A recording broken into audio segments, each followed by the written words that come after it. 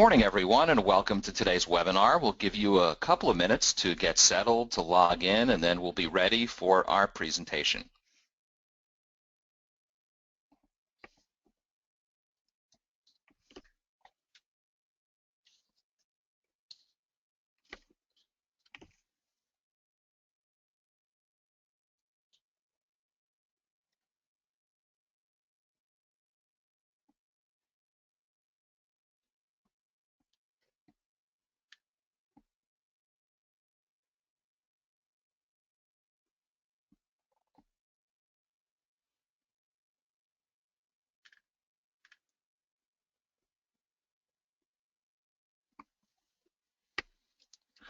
Good morning, everyone, and welcome to our latest webinar, Lighting Your Way to Energy Savings with Ari Venezia-Zahemsky, the President and Chief Financial Officer of Vanguard Energy Services. Today, Ari will tell you how much money your company can save by switching to LED lighting. You'll understand how LED lighting works, learn how LED lighting can increase your profits, and find out how to apply for retrofit rebates.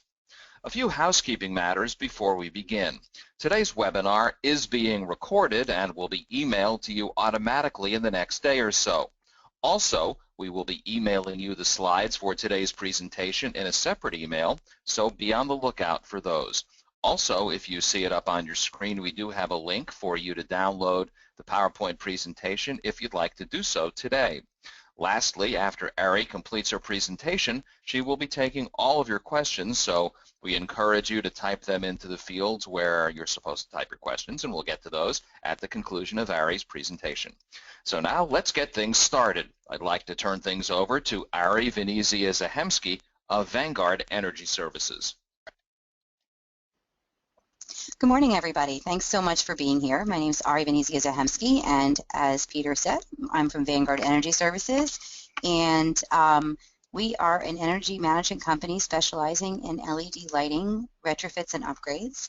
And our presentation is entitled LED Lighting Upgrades, The Time Is Now, and hopefully by the time this is over, you will understand why. So let's get started. So why LED? Well, the most important reason is to increase your bottom line by reducing your electrical expense by 15 to 30%. So how does that work? Well, if you look over at our chart on the right, you'll see that LED lights just last longer, 50,000 hours versus compact fluorescents, which are ugly and last 16,000 hours, and incandescents, which you're no longer allowed to use. They're not sold anymore, or shouldn't be sold. There was a law passed by the federal government, so we're just going to put an X through those over there. They're no longer sold, and so you can't use them. I think there's still some available to buy on the internet. You know, LED lights improve workplace productivity and accuracy. We're going to have some information about that. They improve your employees' attendance and overall health, and that's because they don't emit UV rays and they don't have that delightful flicker and audible buzz that people complain about all the time. They're safe for your environment, which means that if you break an LED, you pick it up and put it in the garbage, but if you break a CFL, you have to evacuate the room, open the windows and ventilate for 24 hours, and then pick it up with a hazmat suit, and you can't put it in your garbage. You have to dispose of it with a special container. And most importantly, one of the things that's become really prominent that we've noticed with our clients and with all kinds of companies is that they have sustainability departments, sustainability measures they have to meet, and using LED really gives you a boost up in the eyes of your clients and other people in your market. It's very impressive to have a sustainability department, or say we're an eco company, we're an environmentally conscious company. People like to know that you're doing the right thing for the environment today, and converting to LED allows you to say, you know, we've gone green, and other people feel good about doing business with you, buying your products. So those are just some of the reasons why LED is great. You know, number one reason, of course, is that, you know, we're all in business to make money, and spending less money on fixed costs, which we never used to be able to change, is definitely the highest level reason for most people at this point. Just let me erase my drawings and go back to the next They gave me a pen and I turned it pink, and now I'm going to have all kinds of fun today. Okay, so how much money can LED really save my business?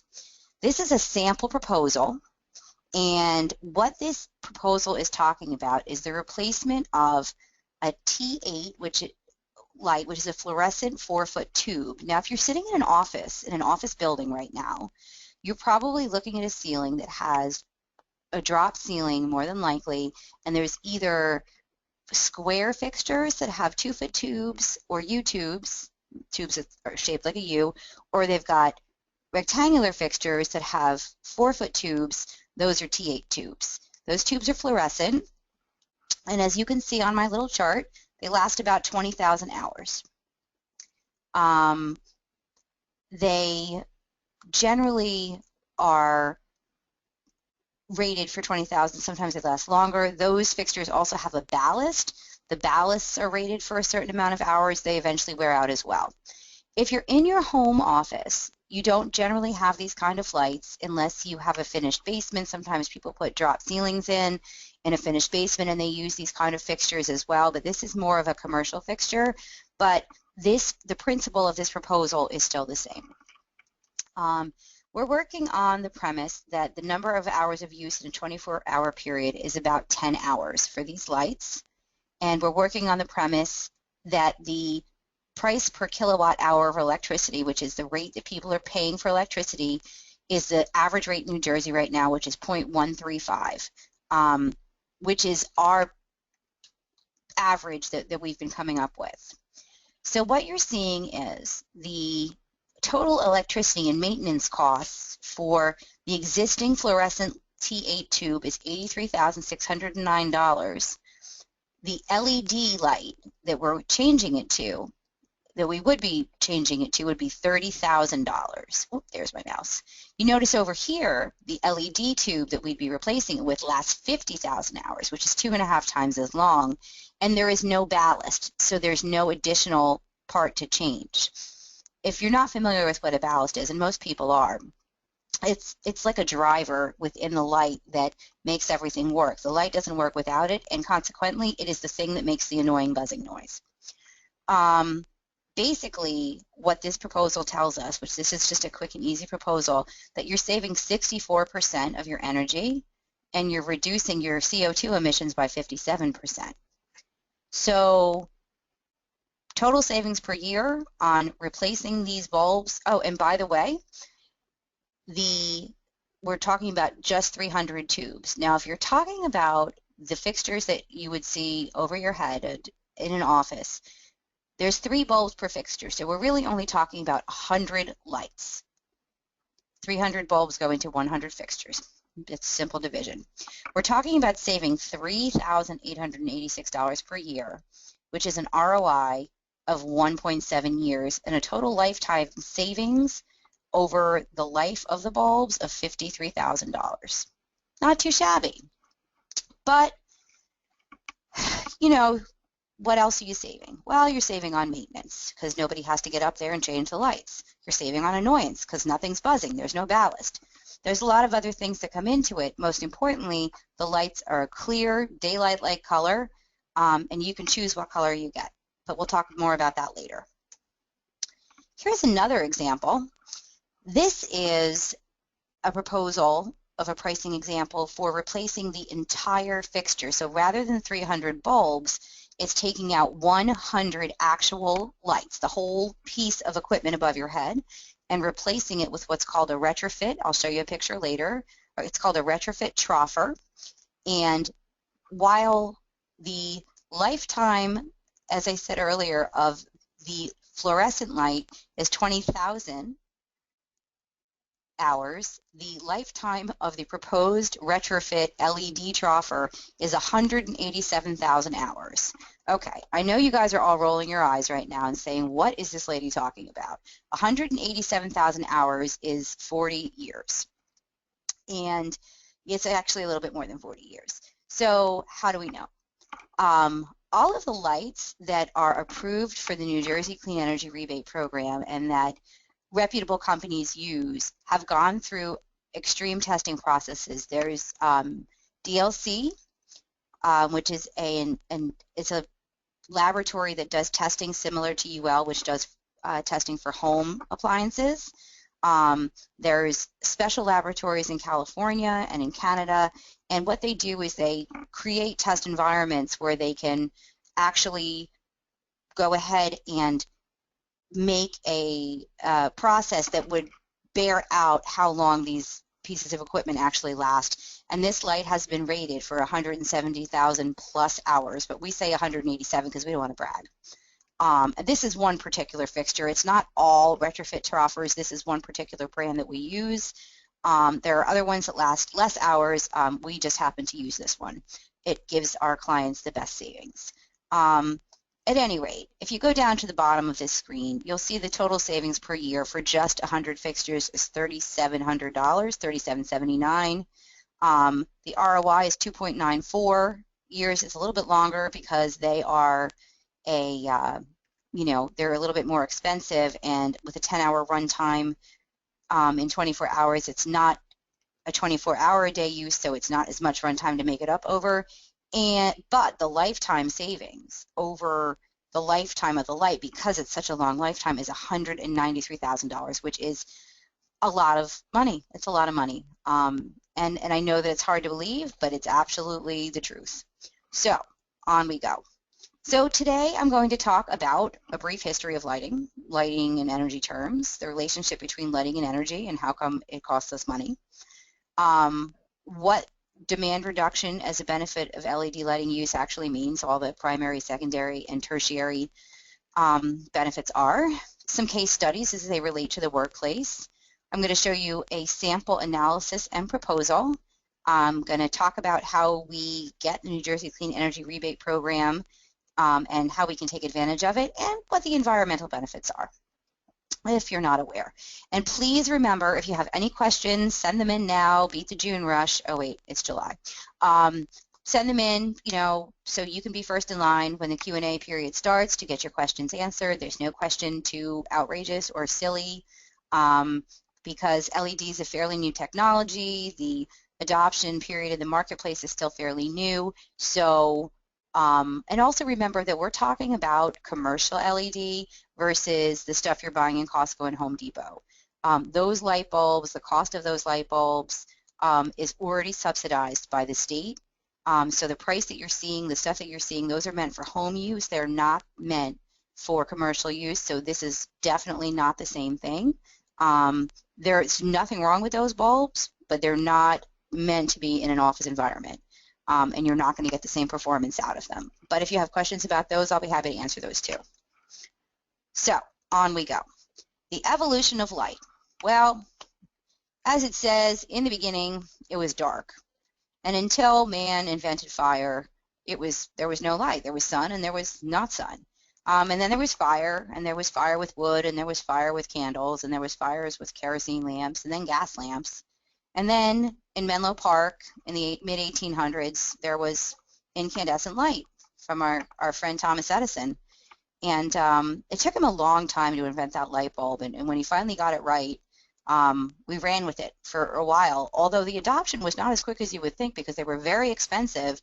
And the issue was generating electricity. How do we generate electricity? And the generation of electricity, the use of electricity, has a lot to do with why LED is such an important step for any business, because we're now at the place in history where the generation of electricity is what's costing us so much money and why it's so important to use less. Fluorescent light came along, and then LED. So incandescent light, as I said, was the mid-1800s, and there it is next to the candle, between the candle and the curly Q CFL. And, it actually was brought out in the 1900s, and fluorescent light had to do with gas, and there were also mercury and sodium halide lights. Mercury lights and sodium halide lights are those really yellow lights you see on the highway and in parking lots and on the sides of really old buildings that they don't really look like they're lighting anything except themselves, and they don't cast a lot of light around them. They're buzzy and loud, and they don't really do much, but they're there. compact fluorescent lights came on the scene in the 1970s, and I'm pretty sure that, we probably remember them most from elementary school. Those were those compacted tubes and the U-tubes and those round ones in Grandma's kitchen, those round bulbs, the one in the kitchen fixture that had the pole chain. Those are compact fluorescents. And the T8s, the tubes that I was talking about, those are a type of compact fluorescent that have been around for a long time. Unfortunately, there's not a lot of there's not a lot of improvement. Like, they've been improved slightly, but they basically stay the same. First LED was actually produced in a lab. It was a science experiment by passing an electric current through two diodes. That is obviously not the LED we're working with now. Today's LED has been in use since about 2006, but the most major development has been the red, green, and blue LED. And the current chipsets and diodes are really, really advanced and fancy. It can do things that you can't even imagine. They have controls and sensors built into them that are just mind-blowing, and that's where all the research is really happening today. Basically, you can buy an LED bulb for almost any application today, from the tiniest flashlight to the largest, stadium light. Everything you could ever think of, there is an LED light for. So just a couple terms that we're going to talk about that'll make sense as we go through. Lumens, that's the amount of visible light given off by a source. So when you look at a light, lumens per watt is how much light it gives. Watts are electric power, energy consumption. It's how much, how many watts it takes to create that light. A kilowatt, obviously, is just a larger amount of watts. It's like the metric system. Kilowatt hours, this is how the energy companies and the electric companies charge us, a unit of energy transferred or expended in 1 hour. So for every hour, if your child leaves the television on, it's costing you X amount of dollars for each hour of power used by your TV. Color temperature, this is what I was speaking about in terms of kelvins. Lower temperatures are lower Kelvin numbers. 3000 K is a warmer or yellowish light. Higher temperature, like 5000 K, would be a bluer or white light. I don't know if they go much higher than that, but I can tell you that if you get 5000 K directly in your eyes, it does feel like an interrogation room. When we talk about energy consumption, we talk about how many kilowatts were used over a period of time. And when we talk about energy cost, we're talking about dollars per kilowatt hours. The best example I can think of is the more visible light, or lumens per watt, a light gets, the more efficient the light is. It's kind of like miles per gallon with a car. Now, the Bentley, it looks good, but it only gets like 13 miles per gallon, versus the Tesla, which is beautiful and doesn't need any gas at all. Now, the LED is not a Tesla because it's not electric, but it's definitely like a Prius and gets about 56 miles to the gallon, versus the incandescent, which is a lot older and gets like 8 miles to the gallon. I think you guys know what I'm talking about. So, how much energy does lighting really use in a commercial application? Well, according to Lutron, which is a company that manufactures and installs building systems, lighting's 44% of of the electric bill in any commercial budget. So let's do simple math. Let's say the electric bill at your company was $1,000, and 44% of it, which is $440, was from lighting. And then you reduced that by changing your lighting to LED by 60 to 80%, which is basically what we would say the savings would be if you were to change to LED lighting. Let's say we said it was 70%, which is right in the middle. So I have a calculator. I'm doing this. I'm not guessing. 440 times 0.7 equals 308. 440 minus 308 equals $132. So the lighting portion of your bill just went from 440 to 132 because you changed your lights to LED. Is this real? Pretty much. And there are certainly plenty of case studies to show this, but more importantly, you can talk to people who've done it. It can show you the realization of what's happened once they made the change. So, about energy prices. As you can see, they've pretty much just gone up since 2001. We had a terrible spike between 2008 and 2009. That was pretty bad. And they're continuing to go up and down, but they have never been as low as they were back in 2001, and it doesn't look like they're going to be any lower anytime soon. Unfortunately, we pay for electricity, I mean, it's just the way that it is. It's not unfortunately, it just is the truth. And in paying for electricity, every single kilowatt we use is accounted for. The less kilowatts we use, the less money we pay. That's the truth about demand reduction and demand response. So, onward. Okay, so remember I was talking about those 2x4 ceiling fixtures. This is what I was mentioning.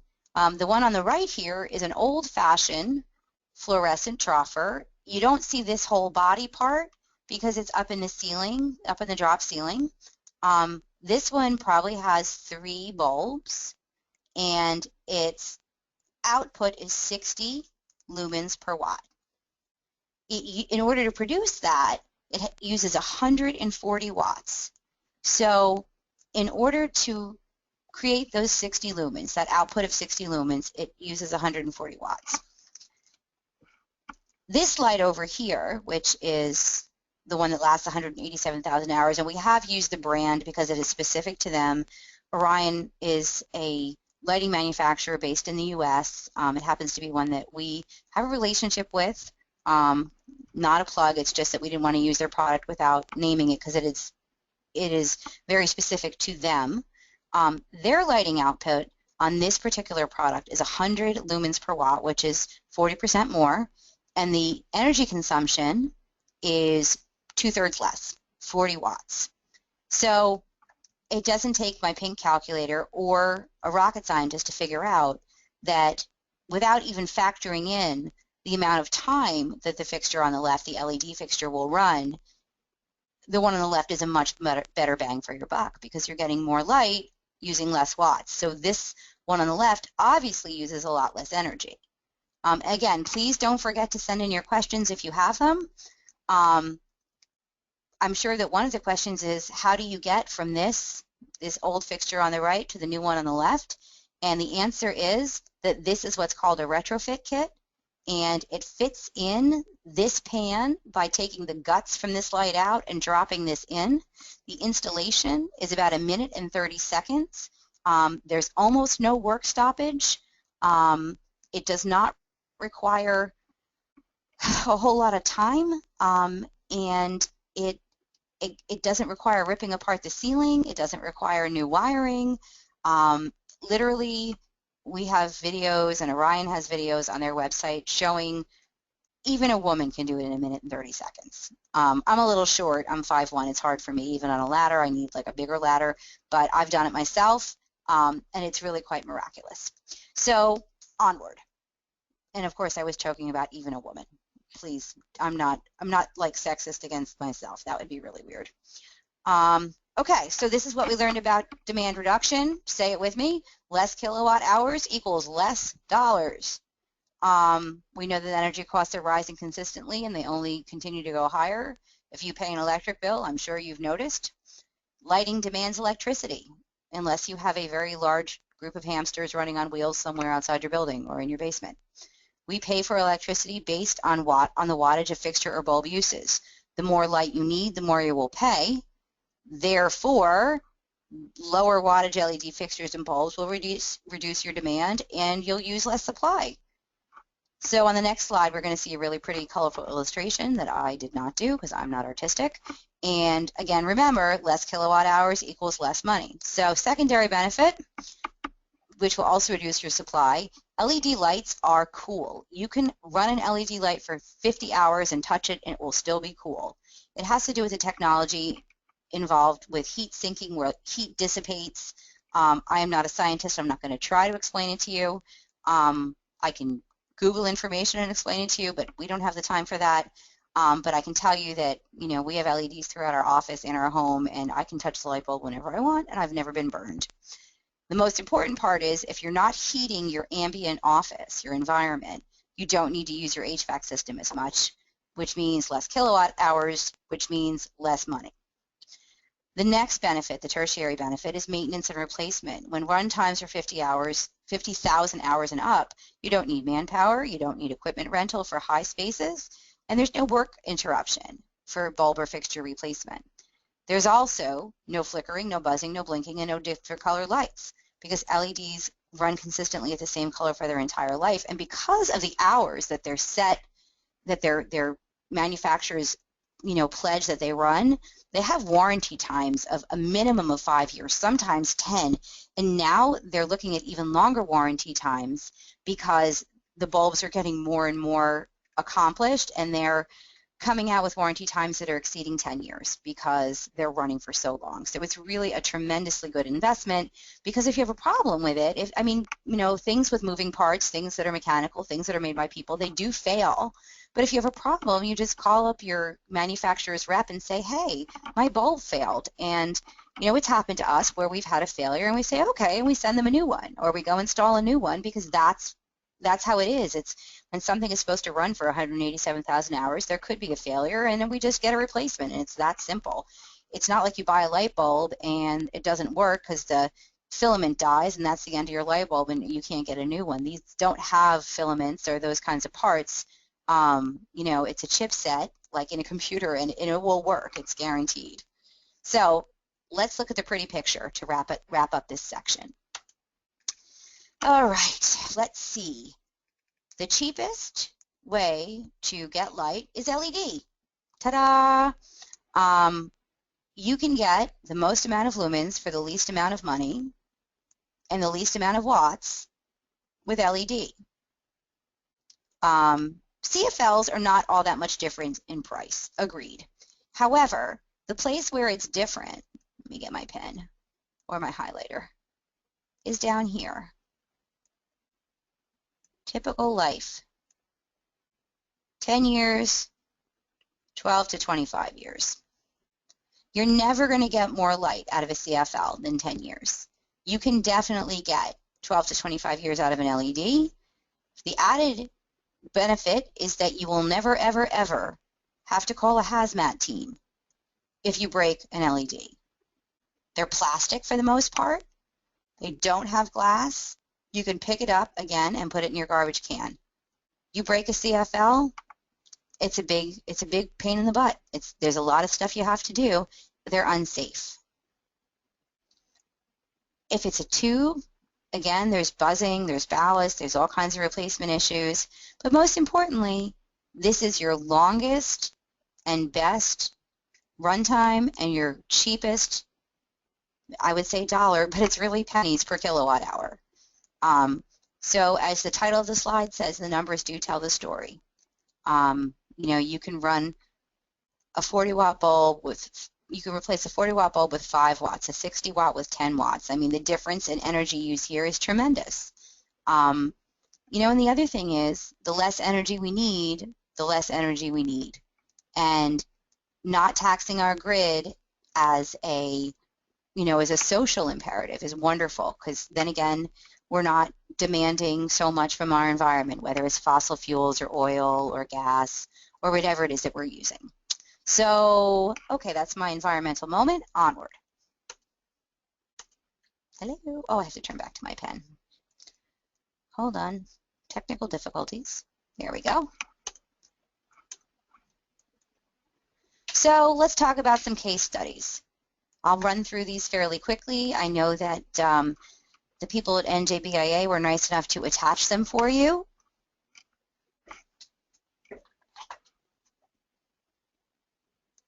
Oh, they're attached right on the side of your screen. You can see them there if you want to read them. I wouldn't suggest reading them all now because then you won't be listening to me, and that would make me very sad. This one is called Effects on 4 Workplace Lighting Technologies on Perception, Cognition, and Affective State, or are people understanding, thinking clear, and paying attention? This is a 2010 study that compared fluorescent lighting with 3 different LED lighting values, and LED outperformed fluorescent lighting as we were sure it would. LED supports positive mood, extended wakefulness, and speeded performance. There was an 8.3 improvement in visual and cognitive tasks, which is awesome. Everybody wants people to be more on point. There were faster reaction times, which is really great when you're talking about manufacturing, healthcare, or anything that requires interaction or reaction. Reduced fatigue, which we would all love to feel. I can tell you honestly that we moved into our new office in October. We retrofitted the entire place with LED, and I have not had a 3 o'clock cup of coffee since then, except for maybe 2 times. And I'm not making it up. You can ask. There's people that work for us. I'll give you their phone numbers. Increased activity. We are very productive. People that work under LED lights versus traditional fluorescent lights have more energy because there's no constant flickering. That flickering works like a miniature strobe light, which induces almost a trance-like state. There's neurological findings on it, which are outside the basis of this study, but it's stuff that we've read about, and it definitely affects you. Better moods, lower rates of depression. The lighting that is most like regular sunlight is LED, and so through the dead of winter, you feel much cheerier when you're sitting under LED lighting. Case study 2 talks about building investment decision, support for 6 energy efficient lighting retrofits, recommendations for triple bottom line savings. I know it sounds really confusing. It makes more sense when you read the study, but I tried to break it down into the basic premise and the key finding. So various research teams identified an improvement in work performance at visual and cognitive tasks with the introduction of LED lighting with high color temperatures, so bright colors, 5,000 Kelvin, and adequate illuminance level as compared to traditional fluorescent lighting. Okay, that makes sense. Also identified an improvement in mood ratings due to the use of daylight simulating lighting, dimming and color modified as compared to regular fluorescent lighting. One of the really cool things that's been built into LEDs recently is that they have sensors that can sense how much daylight is present. And if the light from the outdoors, if you have a lot of windows in your office, is very, very high, it'll automatically dim the lights, so it's not using a lot of artificial light, and it'll use more daylight. If there isn't a lot of light from outside, it will use more of the actual electric light. It's a really wonderful feature. It saves you money and it saves energy. It also gives the people in the office the most realistic outside daylight atmosphere they could possibly get. I think it's probably one of the coolest things I've ever heard, to utilize the atmosphere to the best of your ability to get the most daylight simulation as possible. Finally, it posited that an improvement in positive mood ratings would translate into work efficiency increase. Duh, of course. I mean, happy people are more productive. It doesn't really take a lot to figure that out. So, what did they find? Key finding: vertically integrated LED fixtures, occupancy sensors, task lights, and high-performance fixtures with automation systems all produce triple bottom line savings. So, meaning there's a lot of good things that happen when you put in LED. 8.34% improvement in work performance, cites above study, 33% improvement in mood ratings with LED. I don't know how they gauged that, but there must be a way because it's in the study. 33% mood improvement translates to 5.76% work efficiency increase. That you can definitely gauge. There's a metric for that. And the third bottom line, cumulative return on investment equals 289%. That is an impressive number. Last study, green building and the bottom line. So interestingly, this study is from 1994 through 1998 on several buildings and on 8 businesses actually, and they were looking to see how lighting retrofit measured real-world, real-dollar productivity improvements.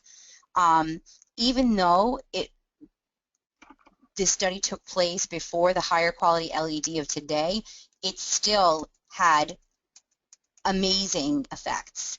Lockheed and ING had 15% decreased absenteeism. Pennsylvania Power and Light, isn't that interesting? 25% decreased absenteeism. West Bend Mutual, 16% increase in claims processed. Hyde Tools improved their product quality, worth $25,000 a year. And Boeing had a 20% improvement in their defect rate, thank God, because I like to fly. That's amazing. Oh, I have one more case study. I don't know if any of you have experienced the afternoon like sleepiness that happens at about 2:30, 3 o'clock, where you want to crawl under your desk and take a nap like George Costanza. However, it has happened to me. And this study talks about how acute or chronic sleep deprivation results in increased feelings of fatigue, and it's one of the leading causes of workplace incident-related injuries, like putting the wrong check in the wrong envelope or the wrong document in the wrong box, or more serious accidents that happen on production lines, driving, maintenance, etc. Most incidents of performance failures, such as automobile accidents, occur in the mid-afternoon hours known as the post-lunch dip. Yep, that's a scientific term. And it usually occurs from 2 to 4 p.m. or about 16 to 18 hours after an individual's bedtime from the previous night. A new study from LRC, which is the Lighting Research Center at Rensselaer Polytechnic Institute up in New York, that was published in a journal of physiology and behavior, shows that exposure to certain wavelengths and level of lights has the potential to increase alertness. They're talking about blue and red LED lights. Blue light is specifically linked to the suppression of melatonin, which is commonly sold as a sleep aid. So interestingly, there are other lights, like green lights, which are linked to sleeping. So if you have trouble sleeping, they say that you should have green lights in your bedroom or red lights in your bedroom. Now, consequently, this is not going to make you not be able to sleep later. And for those of you that are at home, blue lights are more, the higher color temperature you have, like a 5000 K bulb has a higher level of blue residual, and that will give you that brighter, more blue atmosphere that will keep you more awake. Clearly, you don't want those in your bedroom. Those are definitely more for an office or production environment. And so clearly that was about the post-lunch dip, and you want to not keep those in your living room or your bedroom at night. Lighting color is used to enhance healthcare situations. The woman who is the director of that Lighting Resource Center at Rensselaer just delivered grand rounds at Mount Sinai Medical School and several other medical schools, talking about the way that LED lighting can be used for medical treatment in cancer, Alzheimer's, depression, how adjusting lighting colors can really affect neurologically the brains of people that are suffering from different diseases. Specifically in Alzheimer's, I read that the use of certain lighting, blue lighting specifically, can keep people with Alzheimer's from sundowning, which is the process where towards the end of the day their disease symptoms worsen. It's really, really fascinating, and if people are interested in more information, I certainly can send out more case studies. So let me just get through this last part, and then we'll get to the Q&A. And again, please don't forget to send in your questions. So this is a sample project analysis, and this is what we consider an investment grade analysis. You would receive this from a lighting retrofit professional. It's a little bit more than pricing.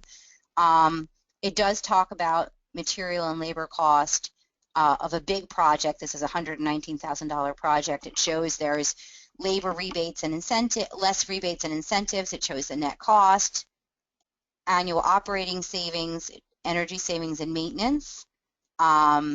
It shows savings over operating savings over a 5-year period of $160,000 and an ROI of 2.3 years. There's an internal rate of return usually on an analysis like this of 39.51%, which is pretty awesome.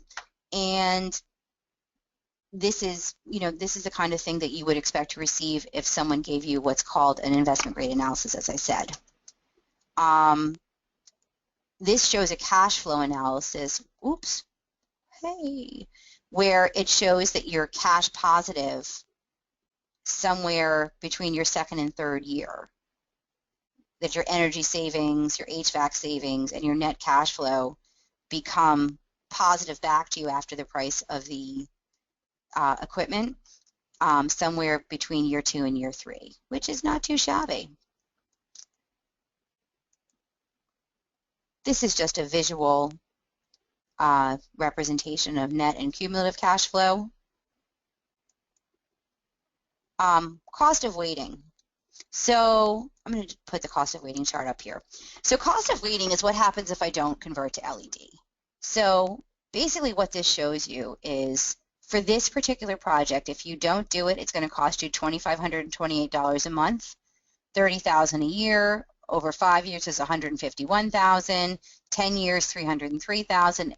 And basically 2 things happen with the cost of waiting. Well, actually 3 things. 1, energy costs go up. 2, maintenance costs continue to rise. 3, the cost of continuing to replace with, some sort of increase in the cost of the materials you're using. So what a cost of waiting analysis basically does is it has some sort of number isolated as the energy increase percentage, some sort of maintenance number isolated in terms of a percentage, and just the cost of materials based on what you're paying for them now. And so it shows you costs over a certain number of years of what happens if you don't switch to LED versus the initial analysis, which is how much you'll save if you do. And this is not meant to be scary. It's just, this is the truth as it is. This shows actual energy usage. Current energy usage for this particular company. At their current rate, they're using 279,000 kilowatts, and if they switch, they'll be using only 103,000, which is saving them 63% on their energy bill. So like I said, that's a large chunk, especially if we have clients that use, $1 million worth of energy a year. Think about supermarkets, refrigeration plants, manufacturing. It can make a really big difference. And this is an operational overview, which again speaks more about total reduction. And it averages in energy and maintenance for an overview that gives you an actual reduction of 67% because there's no maintenance required on LED, but it's pretty much the same, 63% in energy, the savings of maintenance. Depending on the physical plant, it could be much higher in maintenance if you have very high-level lights or stuff like that. If you have high bays, if you have outdoor lights that are up on posts that are 50 feet in the air, maintenance actually becomes a lot more expensive. But if it's just an interior setup, then maintenance can be a lot less money. And this is another visual representation of the 5-year operational comparison. You can see that the blue is current and the green is projected, so obviously you're saving a lot of money. In this particular case, we didn't put any escalation of the energy cost, so this is what it would be if energy costs stayed static, which is kind of amazing. Environmental impact. As you can see, the environmental impact would be reduced dramatically from 384,000 units of carbon dioxide to 142. Nitrous would be cut in almost a third, methane also in almost a third. It's such a tremendous benefit to the environment, and it's kind of a feel-good to say, hey, not only did I save us money, but I made good for the environment also. We like to put this on these comparable metrics on our screen, on our analyses. It's 9,000 trees saved for this analysis, 21 trees planted, and 33 fewer cars on the road. So real quickly, I want to wrap up with the New Jersey Lighting Rebate Program. New Jersey Clean Energy Program is run by the New Jersey Board of Public Utilities, which is part of I believe, the Department of Energy and overseen by the Department of Treasury. The money from these incentives comes from you. New Jersey utility providers all charge something on our energy bills, both business and personal, called societal benefits. I don't know if you've ever seen it. You're probably going to go home and look now. Under societal benefits, we're charged 3.8% of our total energy bill, which is paid into a fund and divided up and used for a number of state programs. I believe there's 6 of them, including the New Jersey Clean Energy Program, which is where the lighting rebates come from. Yes, it's absolutely true. Unless you live in a town that has its own power plant like Madison, where I live, or I think Kinnelon, maybe Ocean Grove. There's a couple of towns that have their own energy or power companies. If you live there, you're not going to see your own societal rebates, but they get paid anyway. So essentially, to get back the money that you've paid into societal benefits, you have to apply for them. Like any state-run process, it's complicated. The incentive levels, timeframes, and qualifications are subject to change at least yearly, if not more. For instance, on July 1st, incentive levels were lowered on some fixtures by 50%, which means that if you applied on July 30th, you would have gotten 54% more back. This makes the cost of waiting real in a very different way. So I wanted to show you that this is the societal benefits charge on an Atlantic City Electric, on an Atlantic City Electric bill. This is obviously a very small bill. They're paying $4.91. It looks like in Atlantic City Electric they're paying a smaller percentage, and I think it's because Atlantic City has a different relationship with BPU. I'm not really sure why. PSE&G is, I think 3.8 might be the max, but at any rate, here's societal benefits. It doesn't say what else it means, but it's real, I swear. There it is in paper. So, very quickly, in order to take care of the lighting, to take advantage of the lighting rebate, you have to qualify. That means you need to be commercially metered, and you have to provide your most recent electric bill. You need to know how much energy your lighting's using and how much you'd be saving. It needs to be at least 30%. You need to source the replacement lights, make sure they're eligible for the program. They have to be DLC listed. If you use the wrong type of product, you'll not get approved. You have to fill out the application, provide the information such as existing wattage, replacement wattage, delamping information, DLC or Energy Smart listings, and spec sheets for each product you're bringing in. Failure to provide this information will result in rejection or delay. Additionally, you must apply to the New Jersey Division of Taxation for a tax clearance certificate to prove you have no outstanding issues with the state. Sound like a lot of work? Already have a job? That's why it's the full-time business of companies like Vanguard Energy Services and many other ones to do exactly what I've described above. So, bottom line is, other lights may cost less, but you get what you pay for, and they're certainly not eligible for rebates.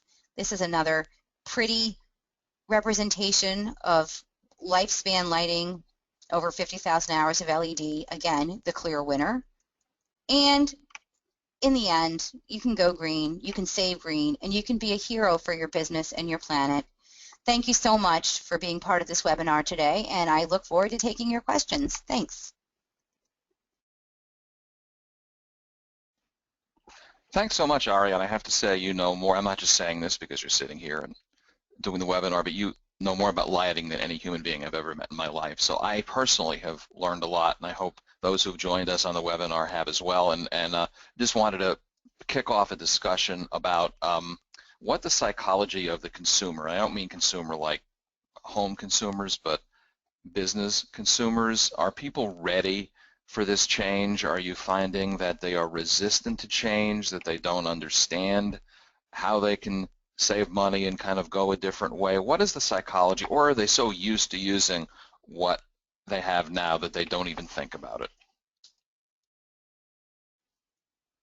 So I think that it's a number of different sectors. There's depending on the size of the business.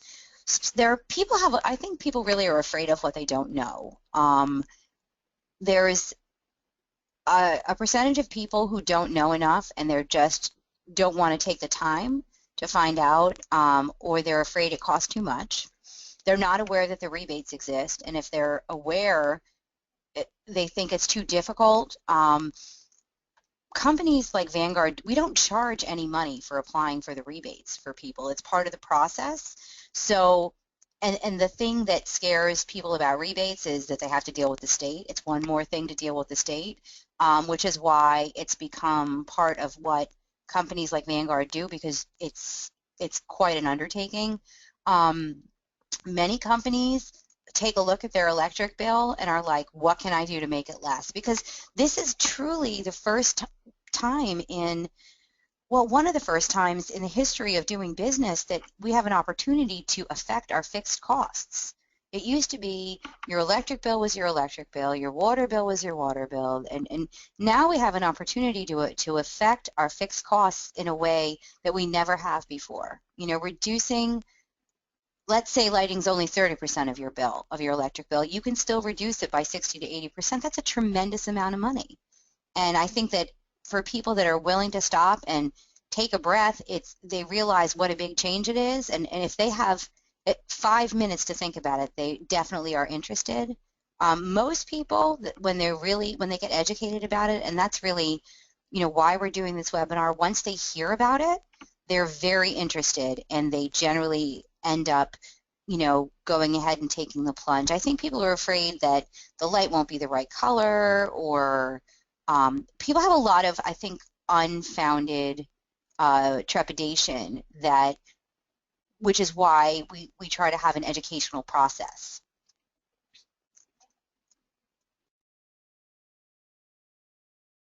Do you feel like people don't necessarily understand, and this is really true of everything businesses do, not just lighting, but in this particular case, do you feel, because I feel it as a consumer, because I am being asked to spend probably 3 or 4 times more on light bulbs than I ever did before, with the promise that they're more energy efficient and they last longer and will ultimately save money. Are you finding that you're able to make that case successfully to potential clients, or do people still feel like, I'm not sure that I want to spend more up front unless I really believe that I'm going to see the benefits on the back end? I would say that yes and no. There are people who, it depends on the company. You know, certain companies have departments of sustainability. The technology is proven. It's been around quite a while. LED is coming out of the early adaptation phase and heading into the next phase where people are more generally adopting it. But we've been in this business for almost 5 years, and I'll tell you, a couple years ago, people were like, LED, what? And didn't, you know, told us we were not going to be successful. And thank God that hasn't been the case. I think that we are, you know, the rebates have had a huge impact on our business, and it's given us an opportunity to give people entry into the LED world, and they've seen it right away. It only takes 1 month to see how your electric bill changes.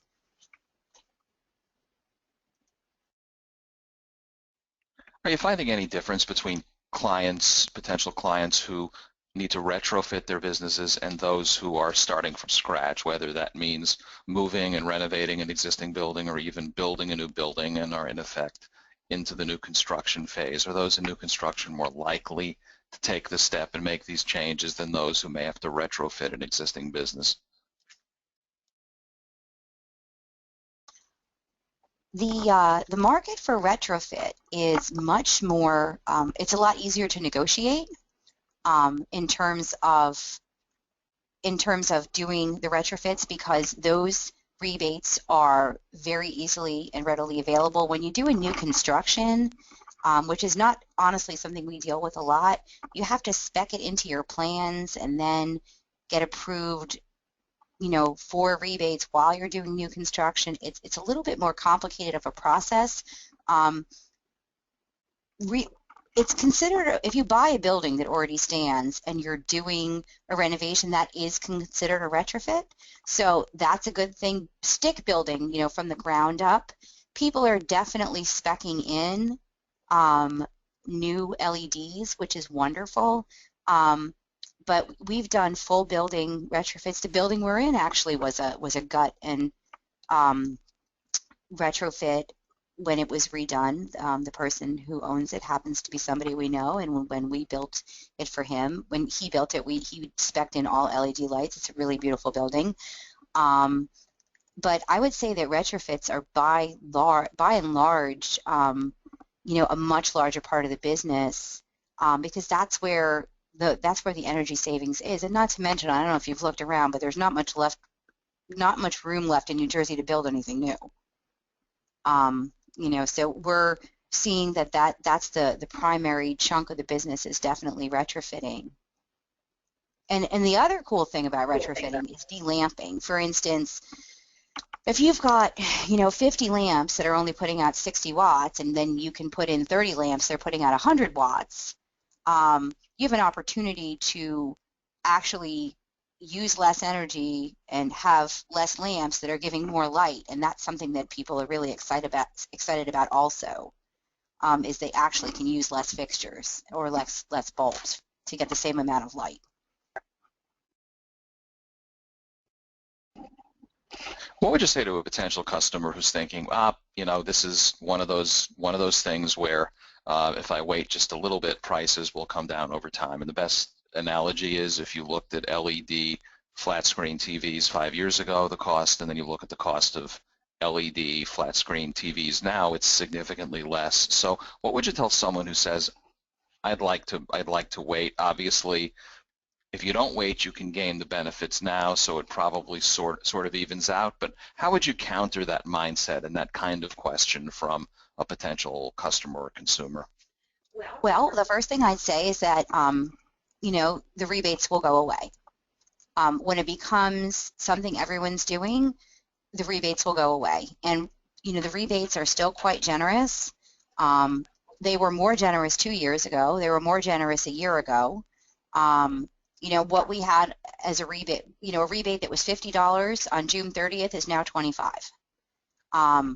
Because what happens is the more LED is adopted and the more retrofits that happen, the more change that happens in the market, the less that money from Clean Energy Program is going to be committed to that cause, and the more it will be committed to different causes that require attention, because the point of the Clean Energy Program is to transfer as much of New Jersey's businesses towards clean energy, and that's not just lighting, it's cogeneration, it's clean boilers, it's more efficient HVAC systems. So lighting is only one part of Clean Energy Program, and we're not going to get all the attention for forever. Right now we get a lot of attention, but it might not go on. That's number one.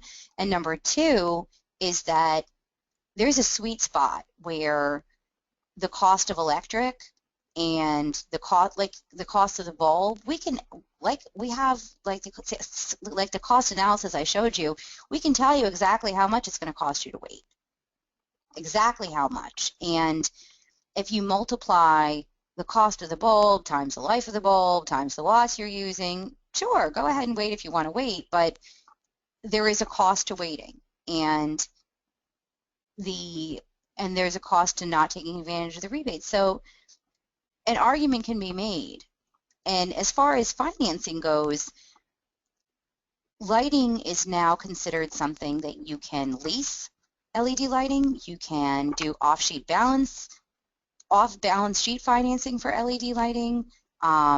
You can do a number of different financing tactics. It's a capital improvement if it's a large enough project. If you own the building, there's so many different ways to finance it that to get the savings, it's almost not worth waiting. Again, we're not going to twist anybody's arm, but I have about 50 different answers to that question. So how'd you get into I asked you this the other day, and I'm fascinated because, when people ask us what we want to be when you grow up, one of the first answers is not, I would like to go into lighting because it's a good environmental program these days. It is something that it seems to be a good and vibrant business.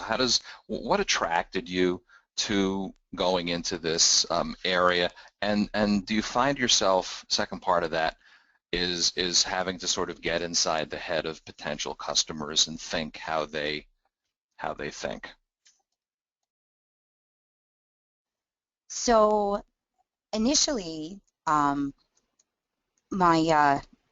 guess the short story is, my husband and I started this business together 5 years ago. Previous to that, he had always wanted to get, we both really care very much and very deeply for the environment. And we looked at solar, which was a great idea until it was no longer a great idea.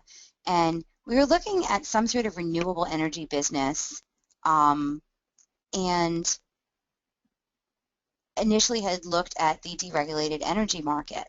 And the deregulated energy market led us to look at, which is the supply side of supply and demand, made us start looking at the demand side of the energy market. And then we looked at a bunch of different things and realized that LED lighting was an up-and-coming sector, and we got educated and became very quickly interested. At the time, I was working in the property management world, and part of working in that world is constantly looking for a way to cut costs, because and that's where I became kind of fascinated with fixed costs. What costs do we have the ability to change, and what costs are we just stuck with? I mean, you can't, in property management, for instance, you always have to keep the hallway lights on if there's no windows. You always have to keep the hallway lights on. But if you can use less wattage, if you can have control systems that dim the hallway lights down to, let's say, 10% at 3 o'clock in the morning, and that they'll automatically come back on if someone walks down the hall, isn't that better than just having the lights on full force 24 hours a day? Well, of course it is, especially if you have hundreds and hundreds of hallways. So I became very interested in lighting, especially the control systems that manage lighting, as we learned more about it, because I found it to be a really fascinating way to stop taxing our planet with the just unbelievable energy demand. Because the bottom line is that we do not have as many ways to produce energy as we used to. Up in the northeast coast, we've closed one and are in the process of closing another nuclear energy plant. We're closing coal mines, and we don't want to be as dependent on oil, which basically leaves natural gas, which is a completely different debate that we're not going to have today. So we're looking for sources for more energy, and having lived through Hurricane Sandy here in New Jersey, in a town that got hit particularly hard, I know that having a strong energy grid means we have to demand less from it. And so that's kind of how we solidified and really came up with our mission and vision and values, which is to help people use less so they can save more and be less dependent. Ari, we're coming to the end of our time very shortly. I did want to give you an opportunity to give your contact information in case any of those who joined us have any questions they would like to get in touch with you, whether you want to give your phone number and an email address. I'd like to offer you that opportunity. Absolutely. Anybody who'd like to contact us with any questions or any inquiries, criticisms, recipes for ribs is a favorite for me. Our email is, my email is ari@vanguardenergynj.com, and our phone number is 1-800-304-9203. And we would love to hear from you. I thank you so much for taking the time to listen to me babble today. And I really hope that, whether it's with Vanguard or another company, you take a minute to get educated about LED and see how it can save your money. Save your money. Yes, it will save your money and help your business to change your bottom line in a positive way. Thank you so much.